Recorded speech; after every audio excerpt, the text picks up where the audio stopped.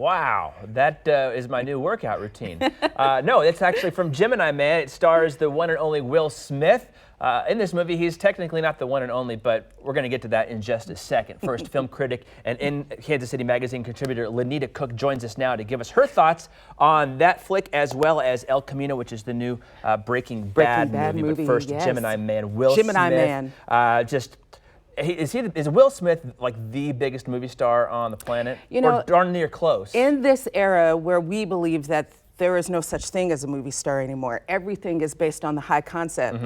Will Smith is like, partner. Yeah, he still has that unparalleled charisma, on-screen charisma, and he is thrilling to watch in this movie. Okay, so he plays two characters, one like just normal real-time Will Smith, Gemini Man, but then his future self, right? So from the trailer, like you're looking at and you're like, oh my gosh, I gotta see that. What we have is a present day veteran sniper who's kind of at the end of his game, and then he is confronted with a younger version of himself. Yeah. Okay, so is this one we need to rush out to the theaters and check out? Because it sounds like a really cool concept in the trailer. Great concept. Anybody could have been in the role, and I think we would have run out to see it. So, but what I will say is it was good for me, but the way they delivered the story was a little bit old-fashioned. Okay. Yeah, and I'm gonna leave it at that, because if I had told you what they could do to fix it, I'd have to spoil it for we you. don't want any spoilers No here. spoilers. Now, this almost reminds me a little bit, there's other characters in it besides just Will Smith himself, right? Because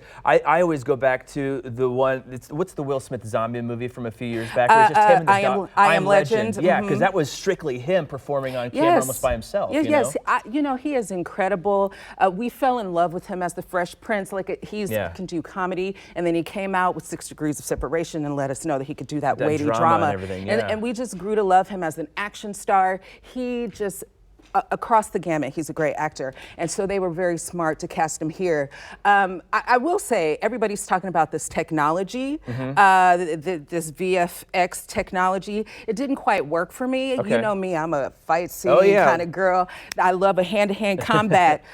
They looked a little bit like Gumby characters. That first motorcycle choreography there, it looked a little shaky, but still, I think I'm ready to give it a shot, though, at least. You know, I will say, if you like an older-fashioned movie delivery, then you'll be okay with it. All right, moving on.